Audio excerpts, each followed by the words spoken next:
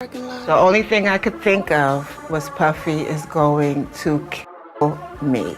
I mean, we were nervous. It was a big deal, and, you know, to be honest, I had been told it was okay by Big. This is the infamous Daddy's House recording studios, and after losing Big, I refused to record here on my Keep the Faith album. Puff could be like, yo, you talking about this is somebody you admire? Look what he doing. This Stevie J right here. Every day, the weight on Diddy's shoulders seems to grow heavier. After a string of lawsuits, the record executive is now gearing up to butt heads with Homeland Security. Will he ever be able to rise above his legal troubles? For now, no one knows. But one thing is for sure, people like Faith Evans are going to make sure it stays an uphill climb for Diddy. The singer-songwriter is seizing the opportunity to speak the truth about Diddy as well as her ex-husband, confirming long-standing rumors involving the two. Did Evans really leak disturbing footage of Diddy and Stevie J's freak-offs? How does Stevie J feel about it? Let's find out. You know, inviting men to party with him, inviting men to go shopping with him.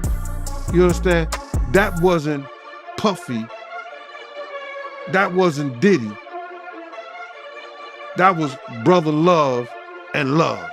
Hopefully, Diddy's got himself a bunker out there somewhere because it doesn't seem like life's gonna stop swinging the bat at him. With Cassie making it open season on Diddy, it's Rodney Jones Jr., aka Lil Rod's turn to wrap it up with his explosive lawsuit. The music producer dealt a lethal blow to Diddy's empire by filing a lawsuit against him on February 26, 2024 in the Federal District Court in Manhattan, and boy did the accusations make for a long list this time. Rod accused Diddy of everything under the sun, from illegal weapon sales to mistreatment and coercion. The music producer had the chance to work with Diddy on the Love album, Off the Grid from 2022 to 2023, but he soon came to regret his decision. As Rod worked with Diddy, he found his personal boundaries continuously violated, with the music mogul continuously making unwanted advances towards him. Rod's experiences were not different from Cassie's, as he recounted instances of being forced to take drugs and sleep with male workers. However, staying by Diddy's side for a year allowed Rod to learn the inner workings of his kingdom from the front row seat. Apparently,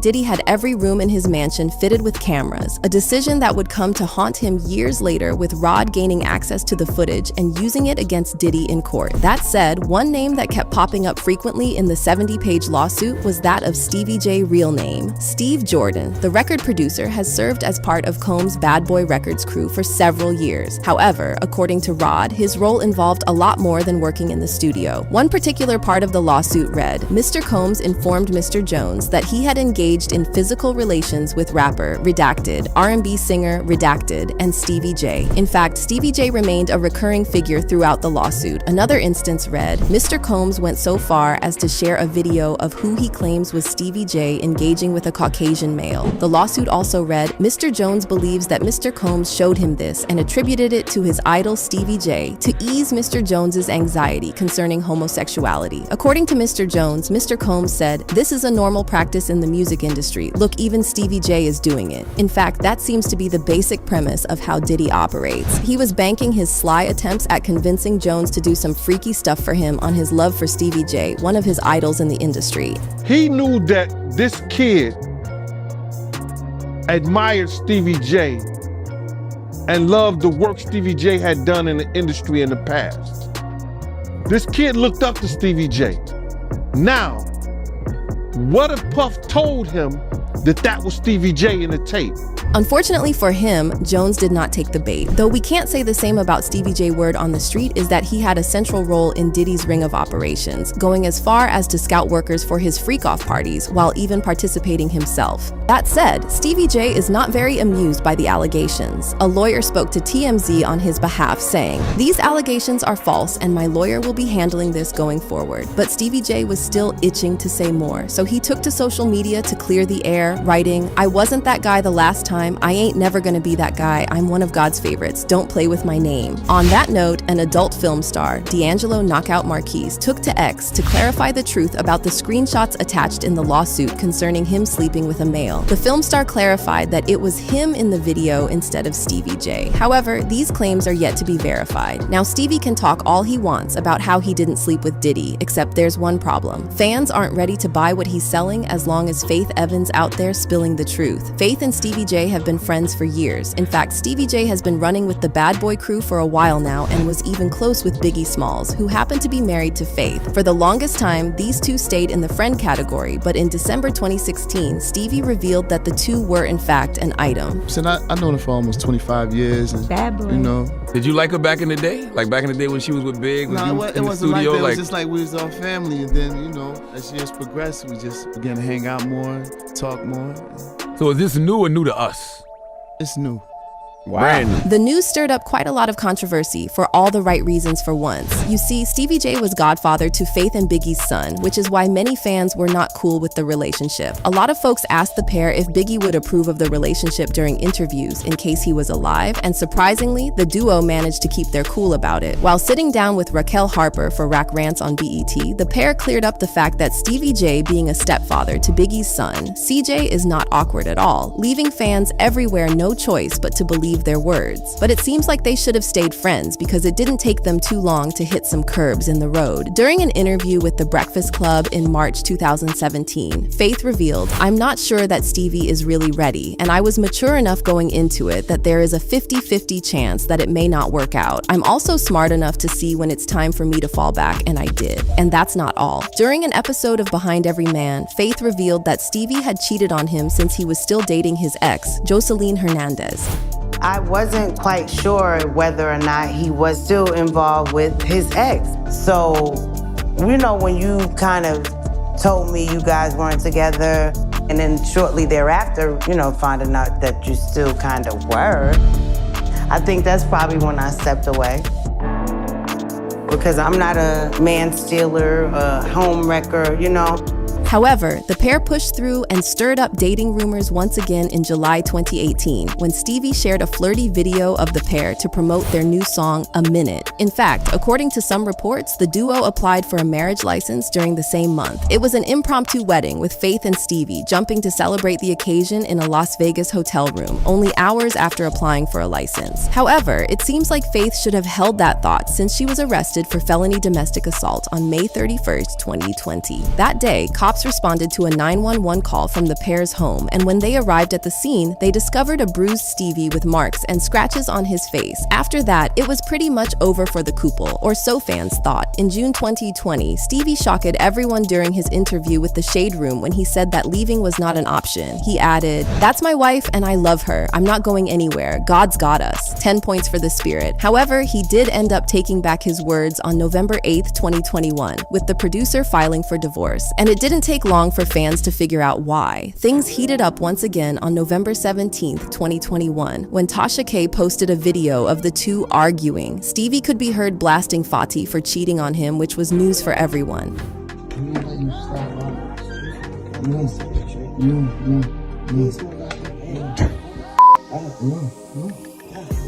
We live. It's cool, we live. They see you. Please leave me alone. Please, I hate you. We live. I hate you. It's cool. We live. It's cool. Too. I ain't going nowhere. Too. I hate you too. But we in the business. You is on me in my own house, bitch. You bitch. You bitch. You is in my house. You.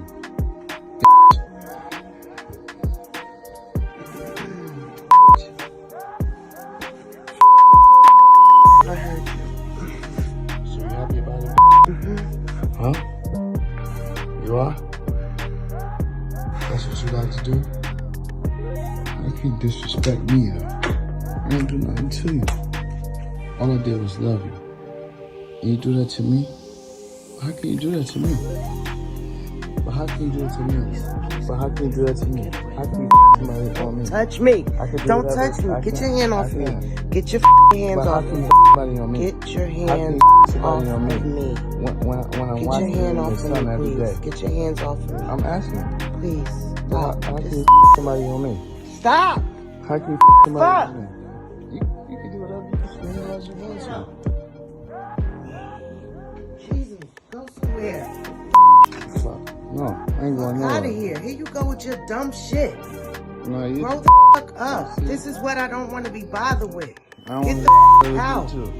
But before any of you come for Faith, let me remind you all that Stevie J had never been an upstanding guy either. In case y'all don't remember, during an episode of Love Hip Hop Atlanta, Stevie J tried to make up with old flame Mimi Faust, all the while he was living with Joseline. Things were rusty between Joseline and Stevie J, but she was still willing to go the extra mile for the sake of her family, except there was one problem. Stevie J was not on the same page. Joseline found him shacked up with his ex, Mimi. I wasn't quite sure whether or not he was still involved with his ex.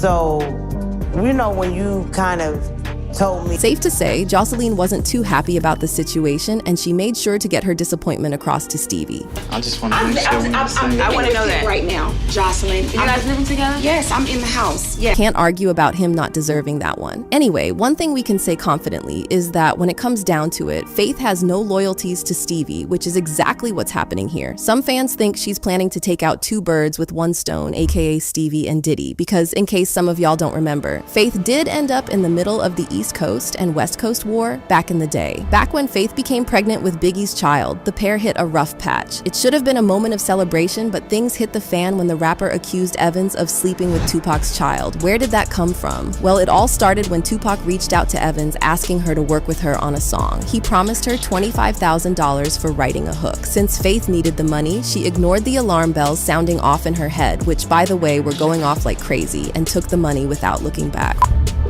And it was just all such a very weird moment for me to be in this place and kind of almost realizing that I don't think I'm supposed to be here. Once Faith was done recording her verse, it was time for the payment, and here's where things took a turn for the worse. Tupac said that his manager would bring the check to his hotel room, which is why the two should head there. However, when Faith arrived at the room, she found it packed with Tupac's friends who were all drinking. And that was it.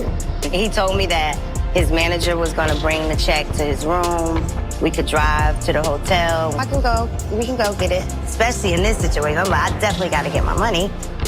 When we get into his room and his friends, they all, kicking it and having drinks and smoking. I just kind of felt. To add to her troubles, there was no check on the table either. Apparently, Tupac told her she needed to perform some favors before she could get the money. Faith may have been in a tough spot, but she wasn't about to stoop that low for money, so she said no and walked out of that room with her dignity intact. It's becoming a little menacing in a way. And then he said that I needed to suck his to get my money.